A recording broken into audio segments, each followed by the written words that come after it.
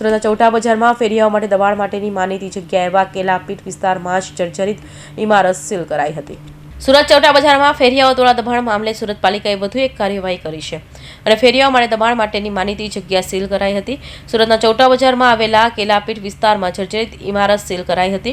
આ ઇમારતોને ફેરિયાઓ ગોડાઉન તરીકે ઉપયોગ કરતા હતા। 30 ફૂટ પહોળી જગ્યામાં ફેરિયાઓ મોટા પાયે દબાણ કરતા હતા, જેને કારણે ટ્રાફિક સમસ્યા ઉદ્ભવી હતી। ચૌટા બજારમાં દબાણ હટાવવા વચ્ચે વધુ એક પાલિકાની કાર્યવાહી કરાઈ છે।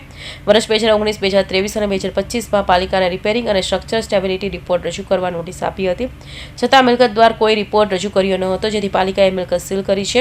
પાલિકાની વધુ એક કાર્યવાહીના પગલે ફેરિયાઓમાં ફફડાટ જોવા મળ્યો હતો।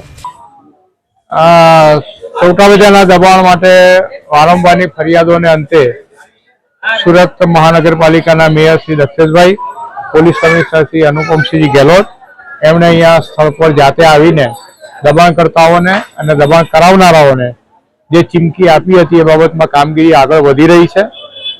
અહીંયા આગળ એક મિલકત જર્જરિત હાલતમાં હતી। મહાનગરપાલિકાએ અગાઉ પણ એને 2-3 વખત નોટિસ આપી હતી।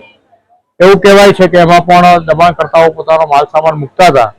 ગઈકાલે મહાનગરપાલિકાએ મિલકત સીલ કરી છે અને એક પ્રશંસનીય પગલું ભર્યું છે। આ જ રીતે મહાનગરપાલિકા અને પોલીસ પાસે અપેક્ષા રાખીએ કે કાયમી ધોરણે આ દબાણ દૂર થાય અને અહીંયા સ્થાનિક રહેવાસીઓ આ ત્રાસમાંથી મુક્ત થાય એવી વ્યવસ્થા કરે।